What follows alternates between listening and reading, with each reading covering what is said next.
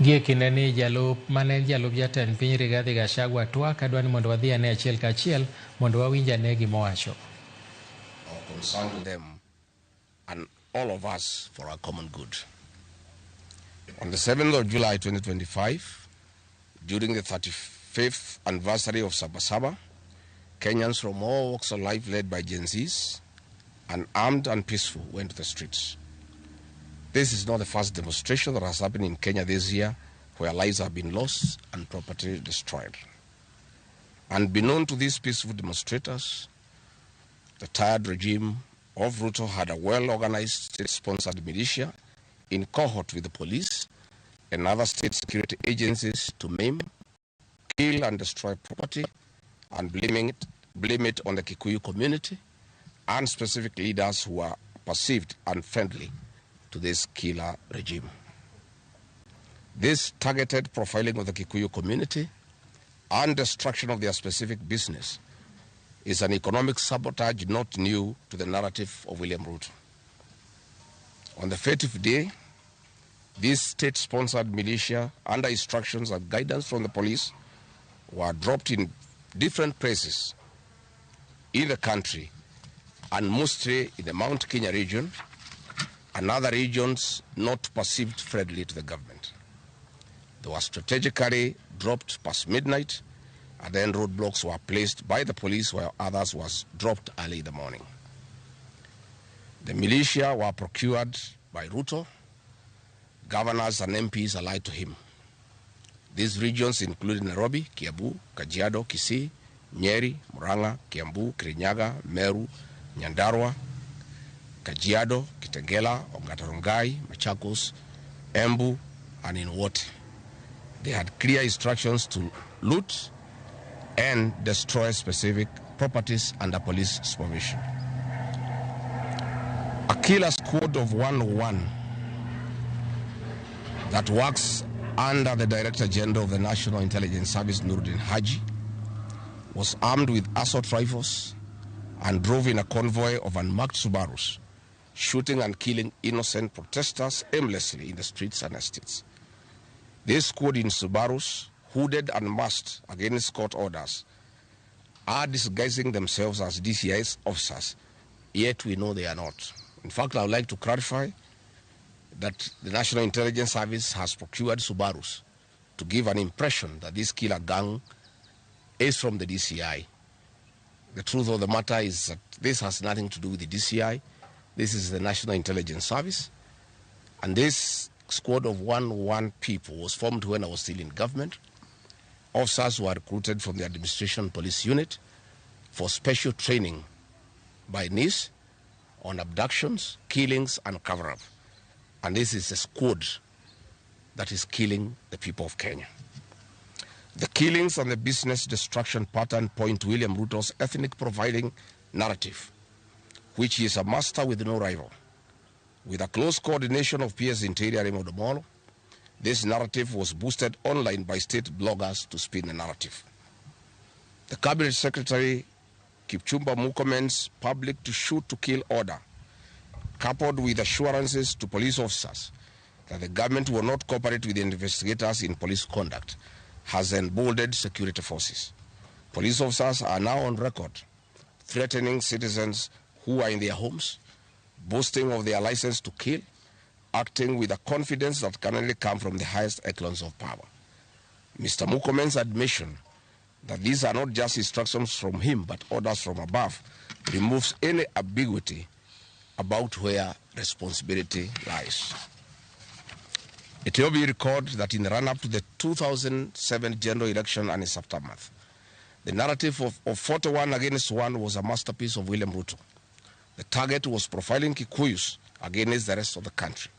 To a large extent, he succeeded, and every Kenyan knows what happened, and it is also fresh in his mind of the ICC ordeal still hanging on the neck of William Ruto today.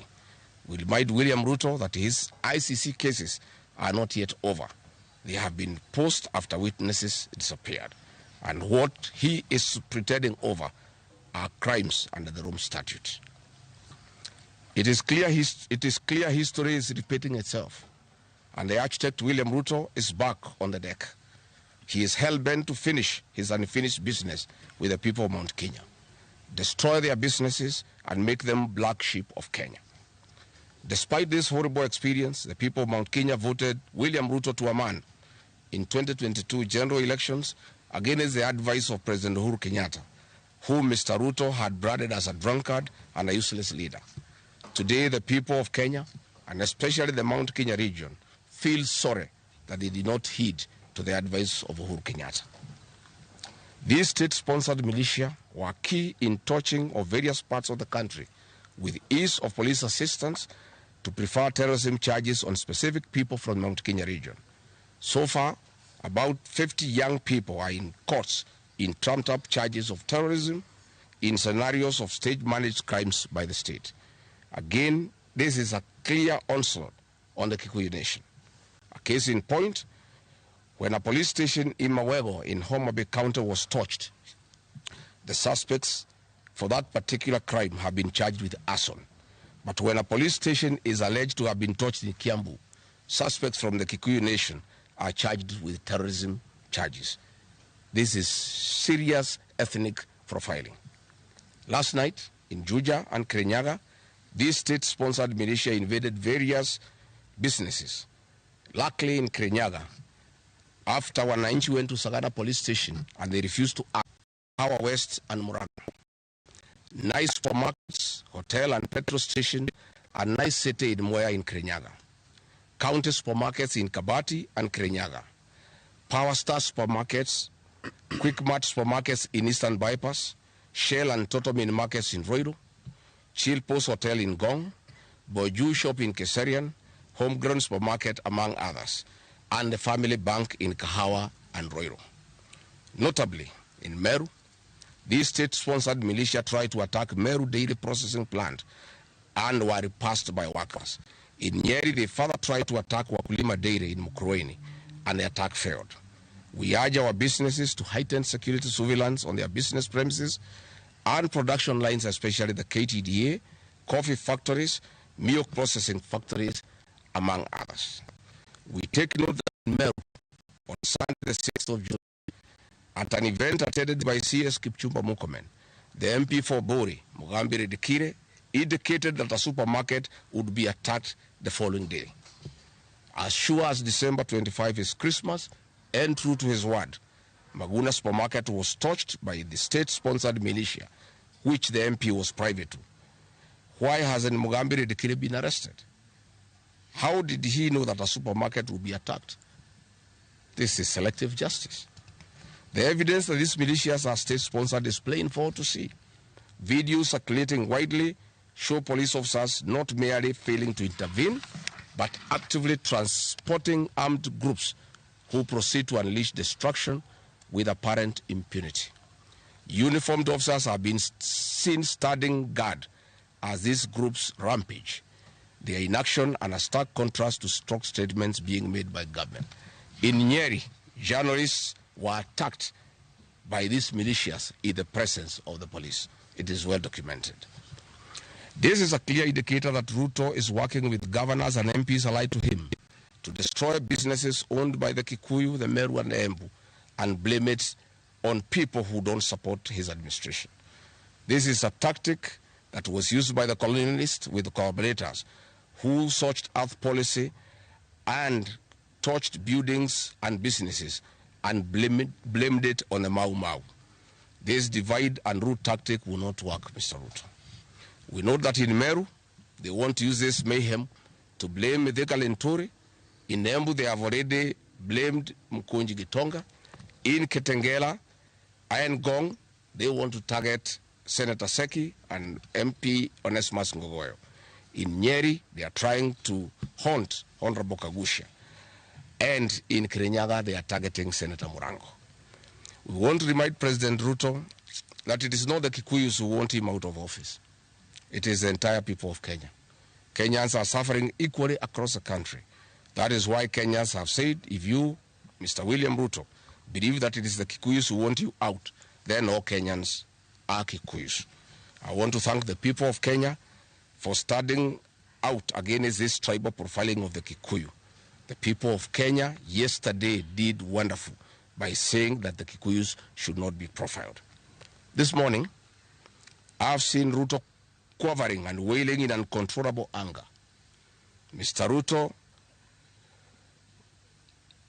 excessive anger is not a solution. I want, with a lot of humility, to advise you to stop being angry. That will not help. You need to know what you need to do because you have not been listening to the people of Kenya. The people of Kenya are more angry than you are. They are angry because you have overtaxed them. There is wanton corruption. There is abductions and extrajudicial killings. There is ethnic profiling and other ills that bedevil your administration. If you want to be calm, please abolish the housing levy and give dignity to the payslip. I have heard you saying that you cannot give jobs to the young people. Please restore the dignity of the payslip.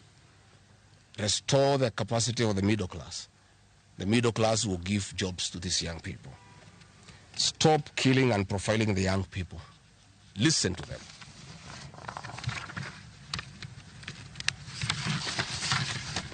Stop abductions and extrajudicial killings. Abolish, disband the killer squad of 101 officers at Nordin Haji. Give hustlers the jobs that you promised them. Mr. William Ruto, you are the one who promised. You cannot cry today that you have no solution, saying that other presidents have not been able to do it. You are the one who promised these young people. Stop police brutality. Stop abductions and illegal detentions. Get the hustlers from the bottom of the economic pyramid as you promised. Yes, Mr. President, we agree there were other presidents before you, as you have rightly stated, and true, they never went through what you are experiencing today. May it please you to know that the reason why Kenyans rarely had problems with them, Mwai Kibaki and Uhuru Kenyatta were guided by the Constitution and the rule of law. They did not capture our constitutional institutions to work for them, instead of working for Kenyans. They never killed children. They never attempted to build churches in State House. They never organized militias to destroy people's property and kill them. That is why you have a problem. And we also want to remind you that Mwai Kibaki had a difficult time from you, William Ruto. Videos are everywhere. You cannot say that Mwai Kibaki did not face resistance. It's on record that you gave hell to President Kenyatta for 5 years. So it is hypocritical for you to allege that Mwai Kibaki and Uhuru Kenyatta had a very easy time. Most of the problems Mwai Kibaki and Uhuru Kenyatta had came from yourself, and it's on record. We want to advise you that the one-term movement is not getting you out of power outside the Constitution. Mr. President, nobody wants to throw you. Nobody wants to overthrow your government. Nobody wants you out of power through unconstitutional means. Mr. President, I and the people we work with are on record. We want you to remove you from State House through the ballot in 2027. This narrative you are creating that there is an attempt to overthrow your government is for you to have the opportunity to use the Terrorism Act to profile communities and to persecute leaders who are opposed to your administration. Please relax. We want you to serve your one term. Nobody wants you out of government. And constitutionally, nobody has any plan to overthrow your administration, Mr. President. We want to face you on the ballot in August 2027. So just relax and stop crying wolf that anybody wants you out of office unconstitutionally. There is no leader here who is planning a coup, and none has the capacity. And nobody is interested. The leaders in this country, and indeed 95% of the Kenyan population, want to humiliate you at the ballot. They will relish that moment. None of them would want you to go out through any other method, unless, of course, you decided to resign on your own volition. So please stop creating this narrative. This narrative is to enable you to use anti-terrorism law to persecute leaders and to persecute the Kikuyu community.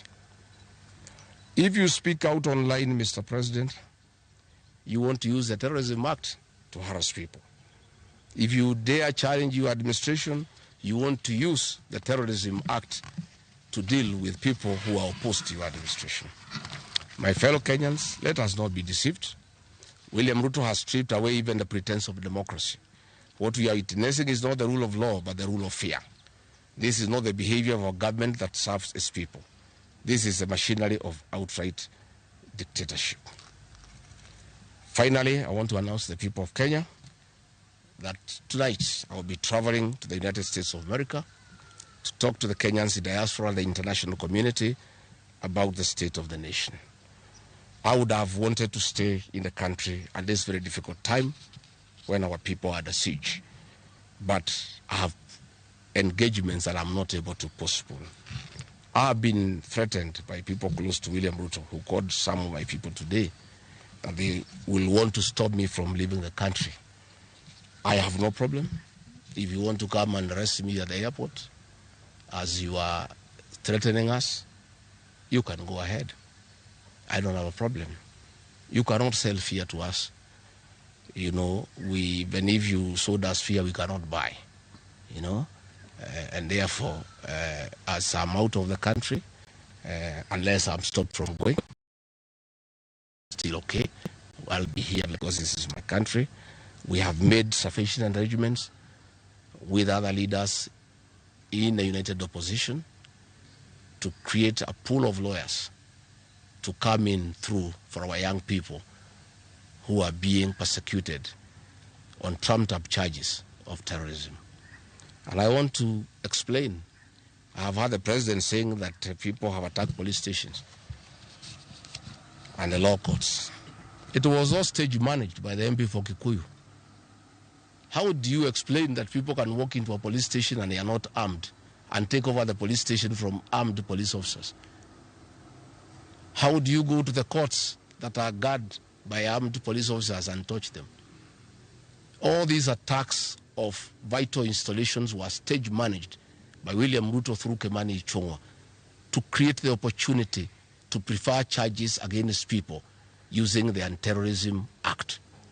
That is the reality. So nobody has attacked any police station. They were all stage managed by government. And what is happening is history is repeating itself. This is exactly what Moi did in the 80s against the Kikuyu community. After the abortive 1982 coup, she used sedition laws and the clandestine Mwakenya movement to profile the community and hold people into court, and they'll be taken by Bernard Chunga after 5 p.m. This is history repeating itself. I want to ask our people to be calm, to be cautious, and to be strong. I want to appeal to our young people, the Gen Zs. Looking at the scenario of what is happening and what William Ruto has planned, I want to ask my children, my sons and daughters, to consider applying the next onslaught against the President William Ruto by getting IDs and registering as voters so that they can deal with William Ruto on the ballot. Because I fear for them. Anytime they go out to the streets, they are killed like chicken. I would like to preserve to us these children. We would like to live with them. We would like to see them grow.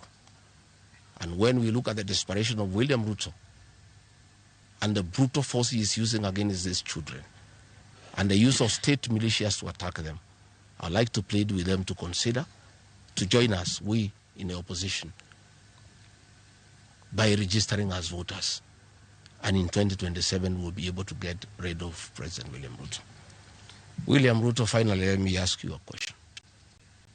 The Kikuyu nation, the Mount Kenya people, you call tribalists every day. These people you are waging war against, their businesses, are the same people who voted for you, even after what you did to them in 2007. They forgave you and considered you as a person they can elect as president. You have turned against the community. You are trying to mobilize other Kenyans to profile them and to fight them, but they have refused. These same people from Mount Kenya have the capacity to support somebody else. It must not be you.